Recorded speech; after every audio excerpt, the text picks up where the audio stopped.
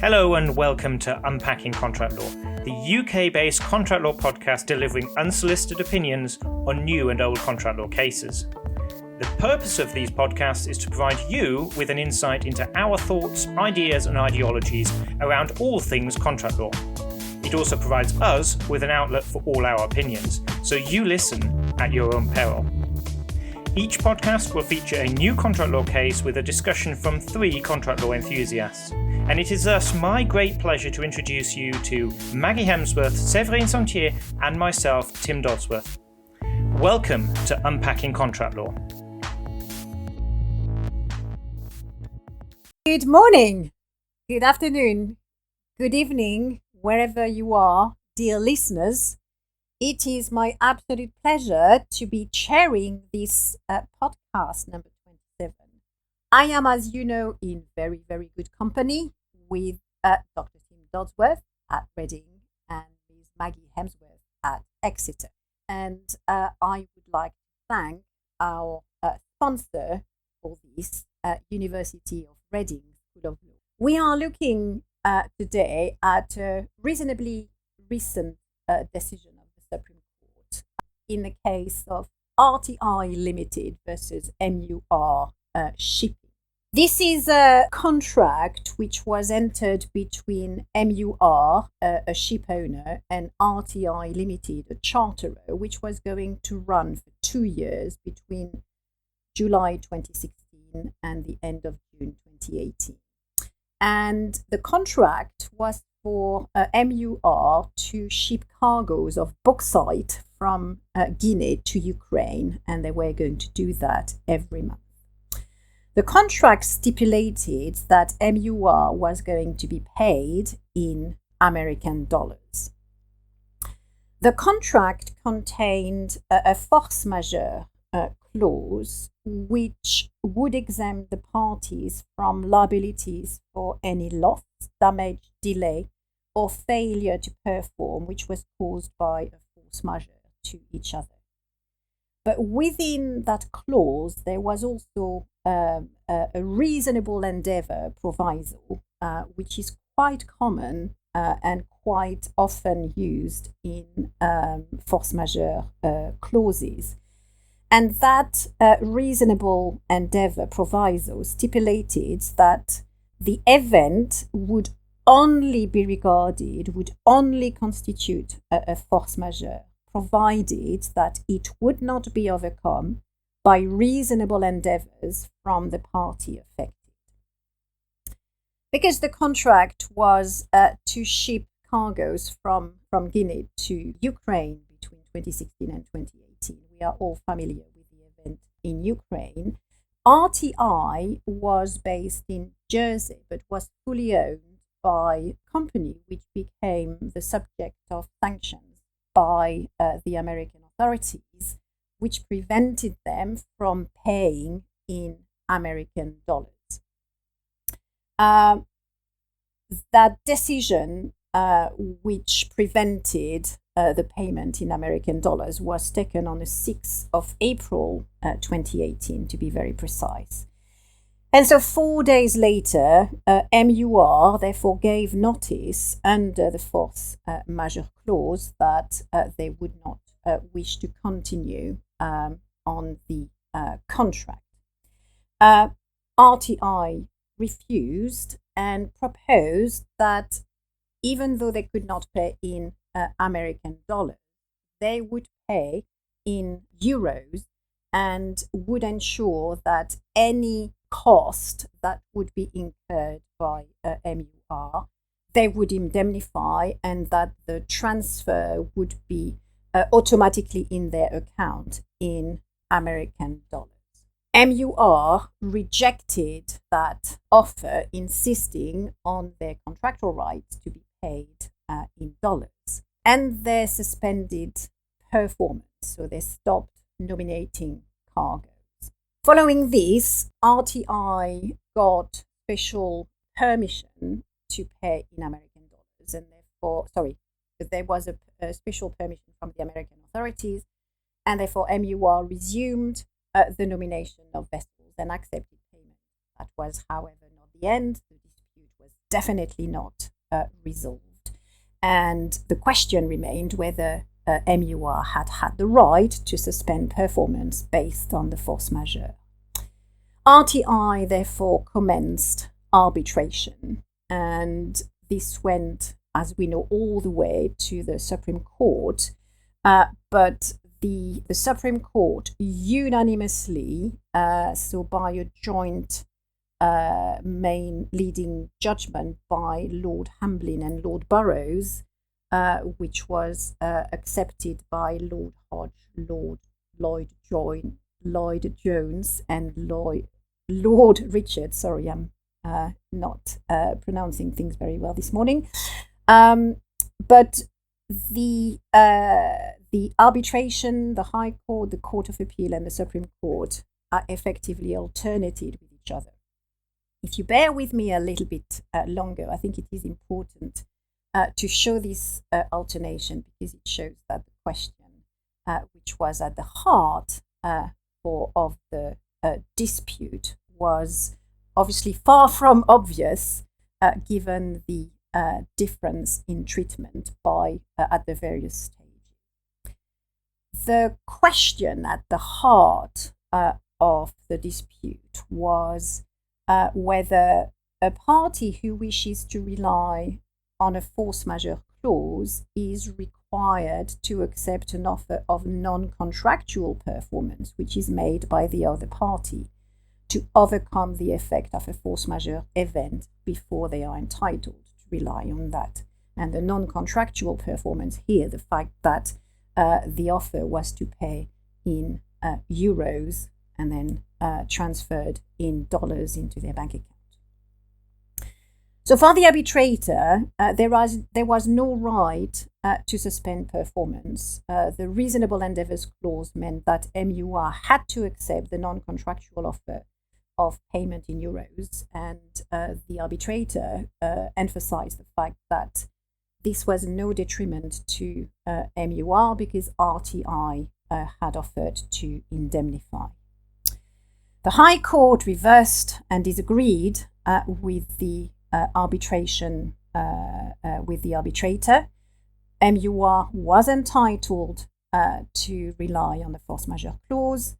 The obligation to overcome the effect of a force majeure clause did not require the owners to sacrifice their contractual right to be paid in dollars. The Court of Appeal said that MUR was not entitled. What is important to mention here is that for the Court of Appeal, it was a matter of interpretation, but only in relation to the contract.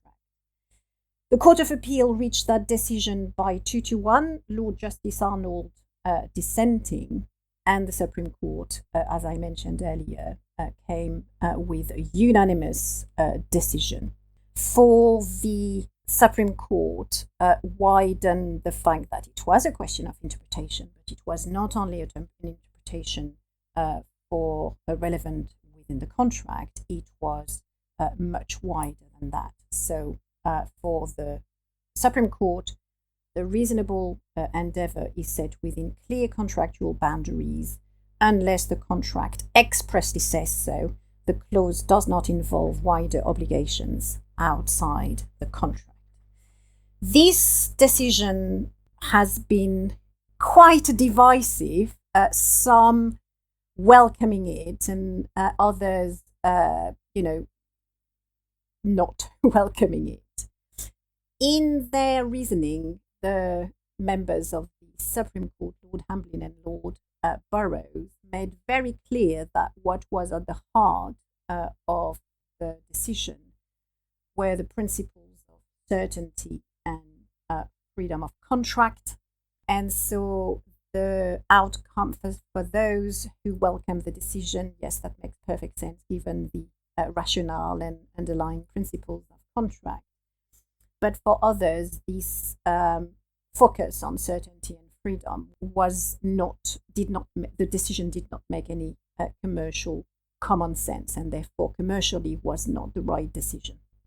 So I am asking, is that where do you both sit in relation to this decision? Is it a welcome decision, reasserting the principles of certainty and freedom of contract, and of which what was interesting for me in this decision was the emphasis that freedom of contract also means freedom not to contract, and therefore the emphasis that the offer to pay in euros was non-contractual.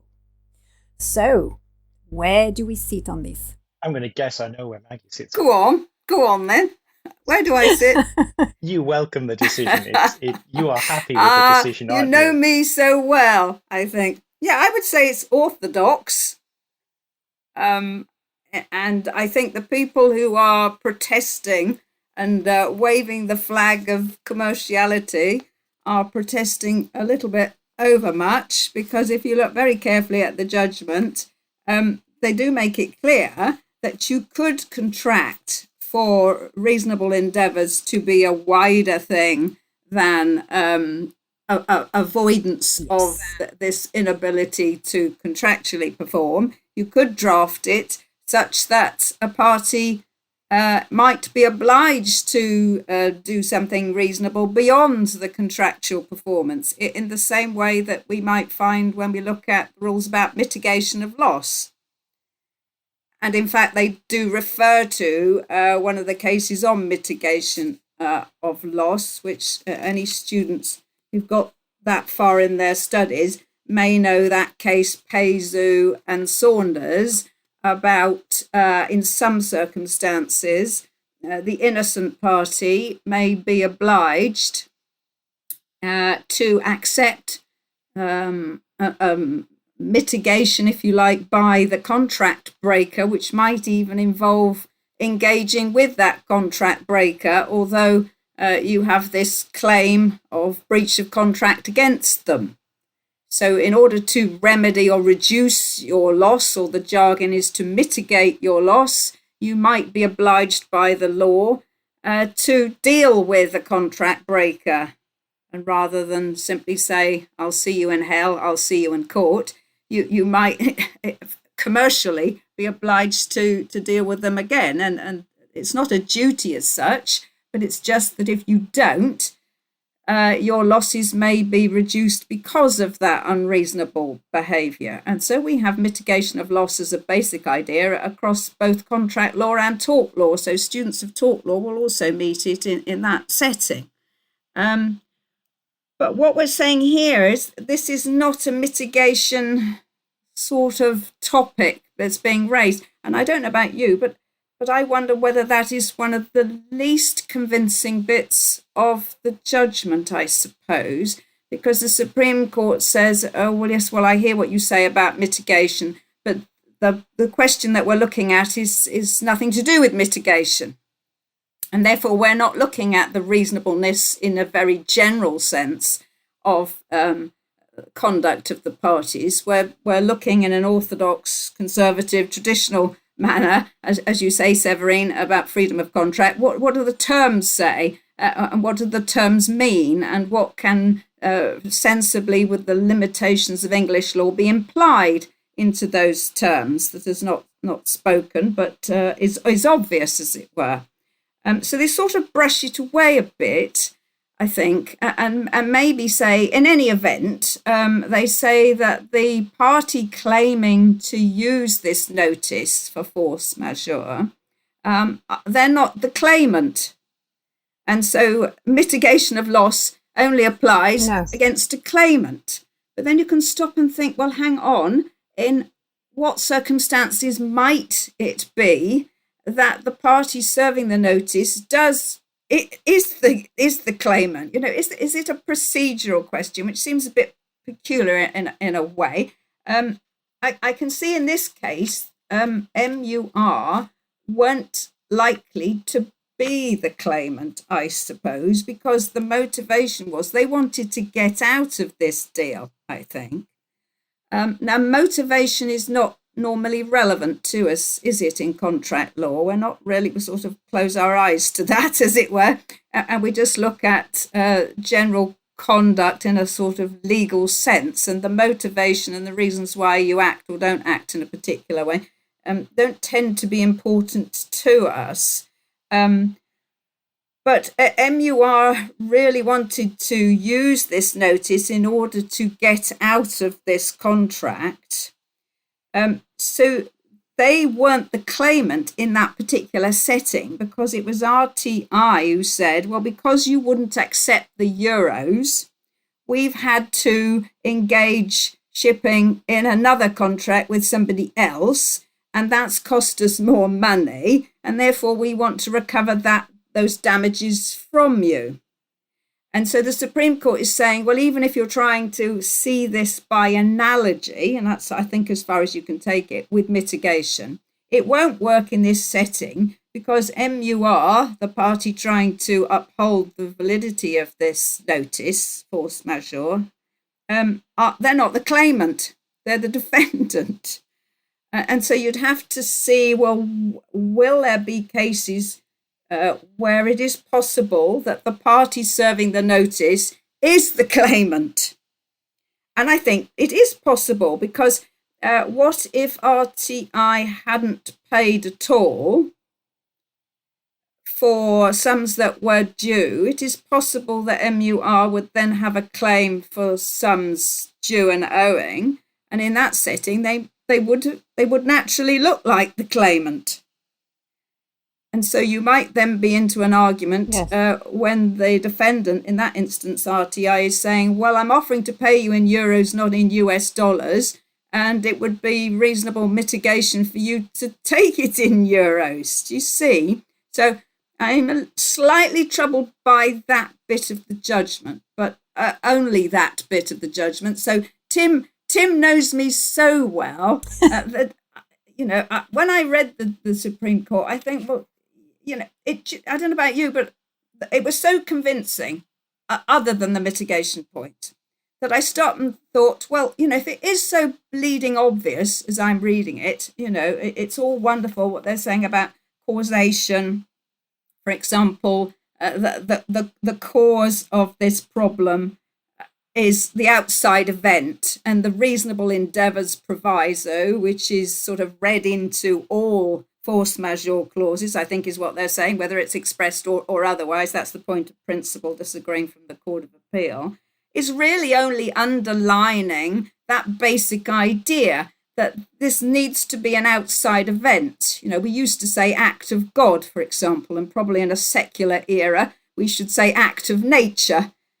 Topical at the moment with hurricanes and wars and those sorts of things, outside the party's control. But if something could be done by the party to avoid this event in its entirety, then it is something causationally. You can see actually it's not an outside event at all, because you could have prevented whatever it was. And I think that's what the reasonable endeavours proviso is really getting at. So that seemed quite convincing. And Severine, as you say, the freedom of contract thing, Tim knows me so well. I'm always banging on about this. And equally, I'm always banging on to students about it is not only freedom to contract, but also freedom not to contract. And that is not peculiar. That is very much so.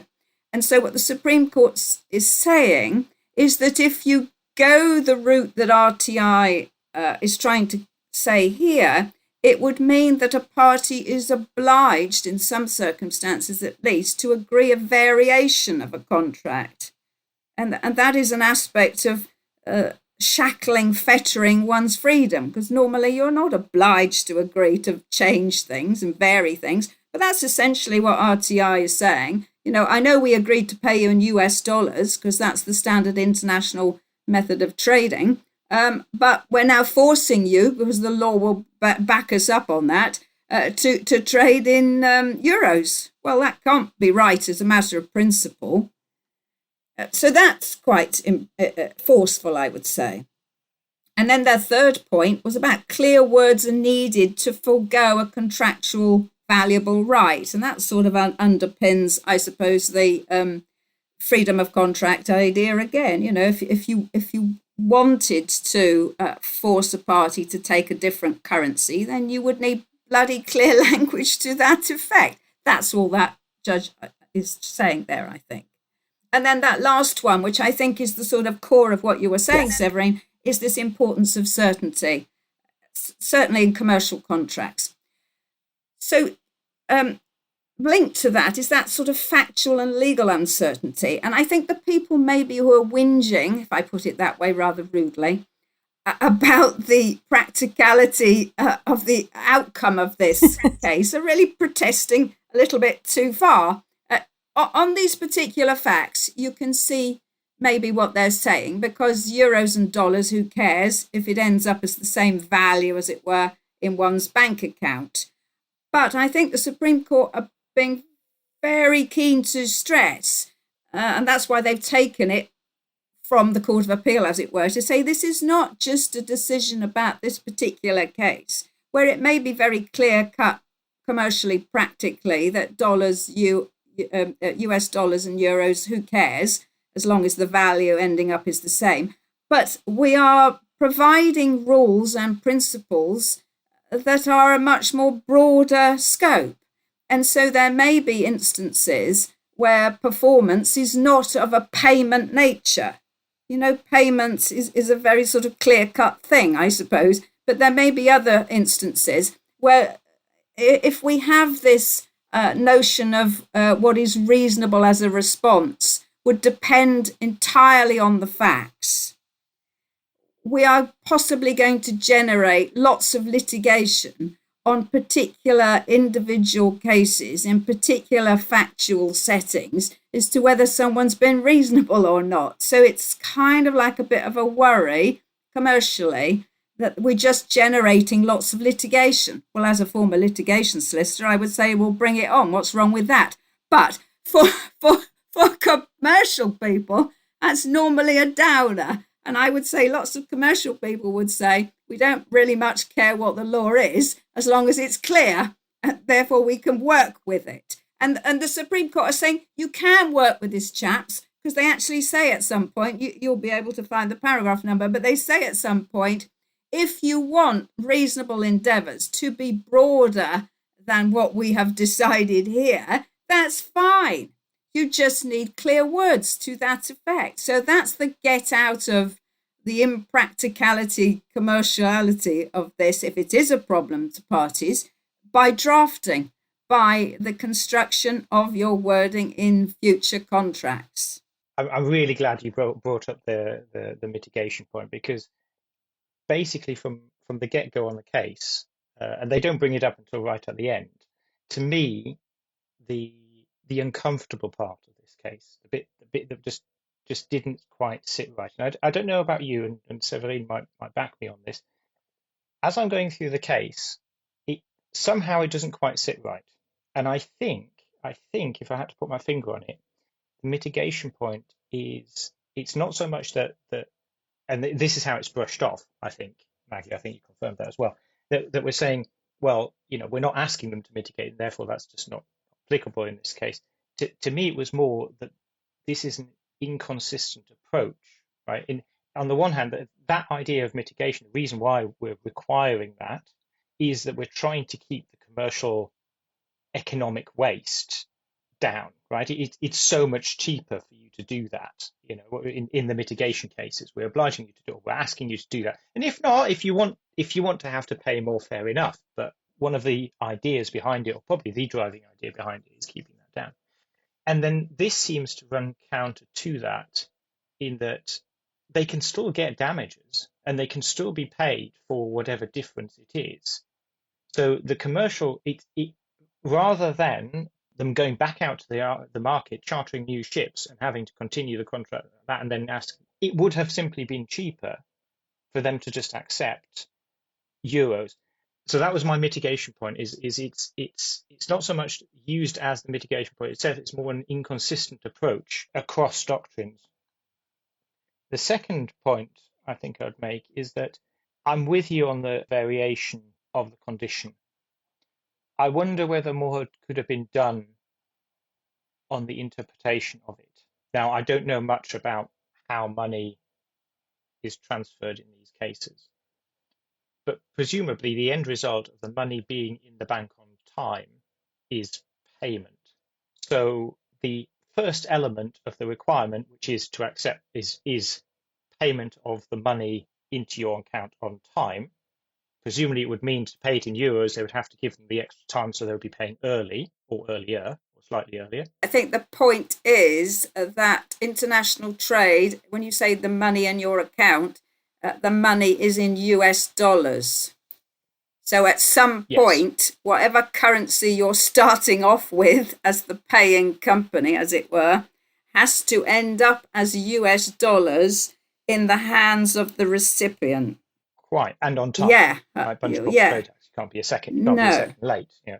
So if that is the end result, the reading of the requirement would then be an interpretation. Right? We're asking not for them to accept the euros. Right? What we're asking them is to participate in the conversion of the euros.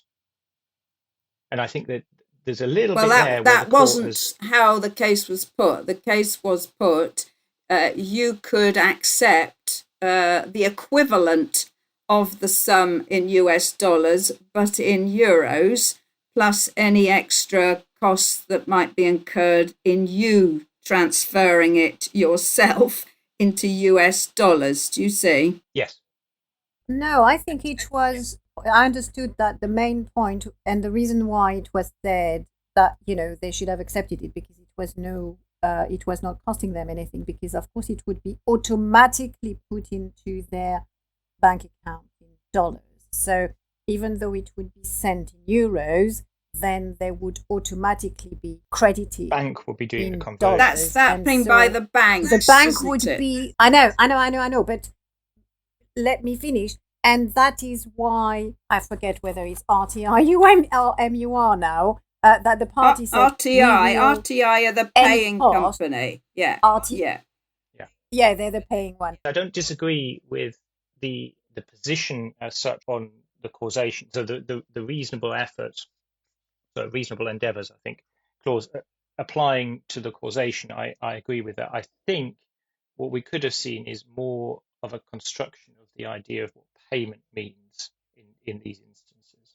And then the mitigation point is not so much that it's more that we're taking, although these are at two different points in time, we are taking, to me, an inconsistent approach.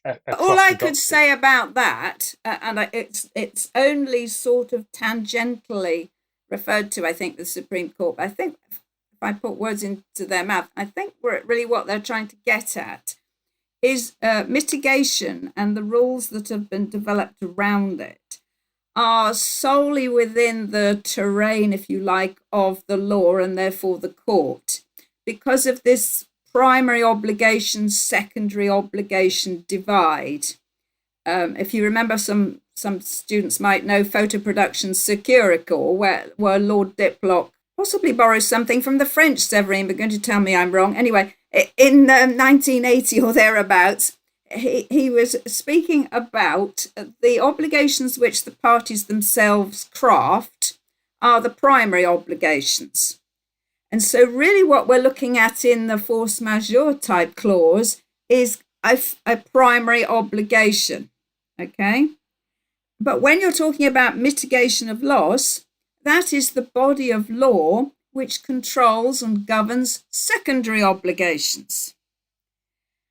So, Tim, you may say that there is inconsistency in the approach there, but I think the law would say, but they are different parts of law, as it were, and primary obligations are cast by the parties.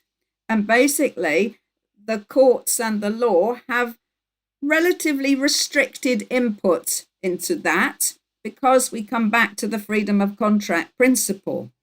There might be occasions where the law says otherwise, like the Unfair Contract Terms Act, for example, the Consumer Rights Act. There might be lots of reasons why the law might intrude, if I put it that way, into the primary obligations. But as a matter of principle, that is cast by the parties, not by the judge, not by the law. But when you're talking about the consequences of breach of a primary obligation, which includes the law about mitigation of loss, you have moved out of the category of law that we would classify as primary obligations, and you're squarely now into the secondary obligations. So I think reading between the lines, that is what the Supreme Court is saying here. Although RTI have tried to make this argument that this whole thing is analogous, I think is how they put it. It's analogous to mitigation, which is kind of like where you're going, I think, Tim, if you don't mind me putting words into your mouth, that, it's analogous, so the approach ought to be similarly so, as it were. And so you're saying this is a disconnect, if I put it that way. Well, the Supreme Court, I think their answer to that is there isn't a disconnect because they're entirely different things. And I'm trying to now explain why they're entirely different things. And I think it comes back to the photo production security core idea, which we've kind of like really taken on board now, English law, I think, which is why at the beginning I said this case is orthodox or conservative.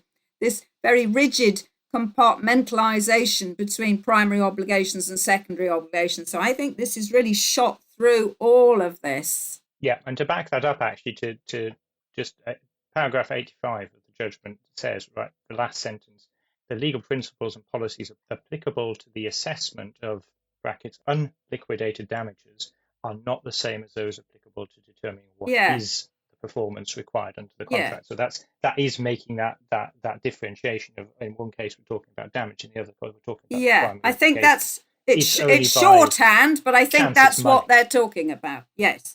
Yeah. Do you know who always knows what they're talking about? Maybe I can guess, but go on. You're almost going to help me out there. It might be a university, yes. Absolutely. It's the University of Reading, and it's the School of Law there. You may want to check out their MLaw program, delivered in partnership with the University of Law. You'll get your LLB in law, professional SQE1 and SQE2 preparation provision, prepare you to sit the solicitor's qualifying examination, and you can even add a year abroad. Go to reading.ac.uk/law for more. A big thank you to the University of Reading School of Law for sponsoring Unpacking Contract. Thank you. Severine, can I just pick up something you said earlier, because I'm not entirely sure it was right. I think you said they could have paid... Ooh. I think you said they couldn't pay in US dollars because of the sanctions. Yeah, they could. It would have delayed things. Yeah. Sorry, they could, but the process by which the bank, it's well explained in the decision that, once there is a request, that bank would have blocked it because it came from one of the it's the parent company that was sanctioned. So they would have just needed to have got clearance. But I'm only making that picky point because some listener might think, well, hell, if they couldn't have paid at all in the currency that is stipulated, as we're banging on about now, contractually, then why isn't this frustration? Yeah.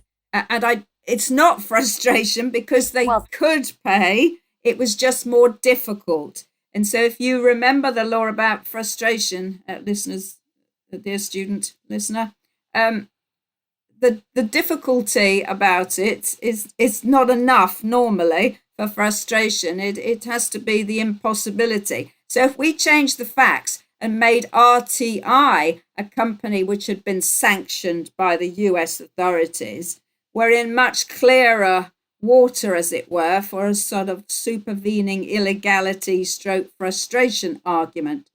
But because these guys could have paid they could have paid in US dollars because they weren't sanctioned. It was just made it more difficult and it took longer to arrange. That's all. But the reason it's not a frustrating event is because the force majeure clause covers it. Well, that's a different point. Right. So the force majeure clause, it's an event that is outside their immediate control, which prevents or delays. And that raises a whole, different question of the relationship between frustration and, at the very end of the judgment, they do mention the Suez Canal case and all the cases on frustration. But of course, you're absolutely right, Tim, that indeed the whole point of the parties having a force majeure clause is that it gives them control, even though this case shows that actually that control is not always that easy to use. It gives them control as to what would, in effect, be a frustrating event or what would allow them to not do something and get out of the contract and therefore be excused for their lack of performance. And even a delay on payment could have possibly been one of those partial frustration cases. I've forgotten the name. Yes. God, is this? Well, they would just have to have. It was also a shipping case. They would have just had to have put in train the mechanism for payment at an earlier point in order to make allowance for the extra clearance time that they need. I mean, there were ways round this. This is no way that this is a frustrating event, is the only point that I'm trying to make. But somebody argued that there was an analogy here with frustration. And I suppose this is the point that Severine, and Tim, actually, you're trying to make, that, or also me, really. Frustration is very narrow and restricted and is not that often available, as it were. But force majeure can be much wider circumstances, which you've tailored for yourself. So again, the Supreme Court is saying, around the same time when they sort of dispense with the mitigation analogy argument, they're also saying the analogy with frustration doesn't work either. Yes. But the fact, can I just hop on the fact that you said they could have? So even though I agree with you, Maggie, that the decision is incredibly logical, it is done in such a methodological way that you cannot, apart from the mitigation, and so that I agree with you both, that's probably the weaker part of the decision, but it is so logical that, you find it difficult to object to it. And yet, object to it in a way I do, because of the Supreme Court go on about the importance of contractual certainty and the fact that, so for me, the strongest argument is the causation.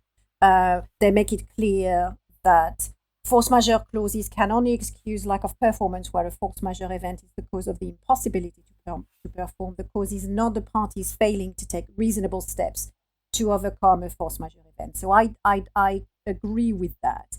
And I think the Supreme Court makes the point that the whole point of a reasonable endeavour proviso is to secure contractual performance. But if you think about it, does it make commercial common sense? What if they had simply agreed to it and then there wouldn't have been any dispute? Insisting on the contractual performance and certainty versus, I'm going to mention, a more relational aspect of contracting, would it not have been so much simpler? Well, so it might, but that's commercial decision. And we are discussing and arguing law.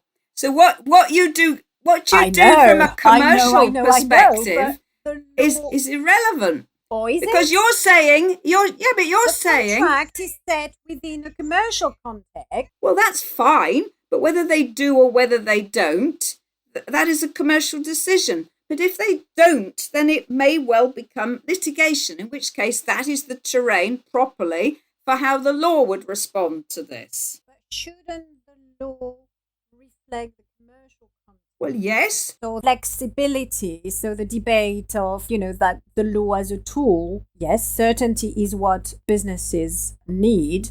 So do Supreme Court judges such as Lord Reed tell us. If you compare that to Lord Justice Legat, the law is being devised from the bottom up by what commercial people need. So I'm putting it in the mix here. Should the law not reflect more?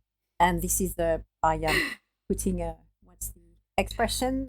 An elephant in the room. Well, if you take your argument now to its logical conclusion, it would mean forget the terms, forget the express and or implied terms. If there's a dispute, we just tear all of that up and the court will decide what looks sensible, reasonable after the event. And that's not the way English law operates, Severine, my love. And you have been told. I'm not going to win that one. I do think there's something in there, and that's, I think, on the interpretation point. You started by applauding certainty and predictability, and now you've come full circle to say, well, forget that. When we've got a dispute, we'll just tear all of that up and do what we think looks right.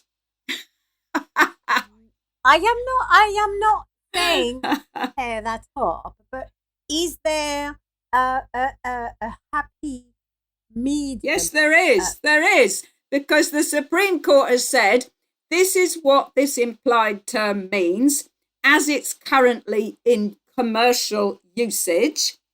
Now, chaps, for the future, if you're not happy with that, if you think that's too restrictive, then that's fine, because freedom of contract will permit you to draft something else. So there's the compromise, Absolutely. as it were, and there is a significant nod towards commerciality and practical common sense, as you're saying it, because now this is entirely within the control of commercial parties to look at their standard boilerplate, as it's called, clauses on this, and stop and think, right, well, in the light of what the Supreme Court has said now in 2024, do we want to change this wording? Would you be happy with that then, Severine? That's a typical get out of that's what's in, and I think Jubil mentioned this in a number of his presentations where he says, well, English law has this tendency to go, well, next time you'll just do it better, won't you? You'll just put it in the contract. And I think that's a bit of a copping out, because you could argue it the other way as well. You could just as well say, you know what, in exceptional circumstances, we're going to read these terms in this way. If you don't want us to, put it in the contract.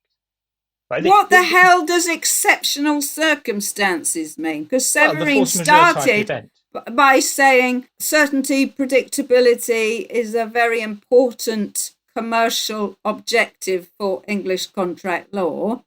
And then you have these sort of get out of jail clauses which are unspecified as to their meaning. Where does that leave us with certainty and predictability? No, I think and English law has no problem with things like reasonableness, right? I think that's not or reasonable or reasonable endeavours. I mean, in this instance, I do wonder whether the whole reasonable endeavours clause doesn't mean that at least you have to read the terms in light of that. Now, I see where the argument is going. I can see that the court is trying to, this is the typical Bunch Corp and whatever type cases where we go, right, we need the certainty in commercial contracts, and particularly time is in those cases of the essence. But if we're going to put a clause, if they put a force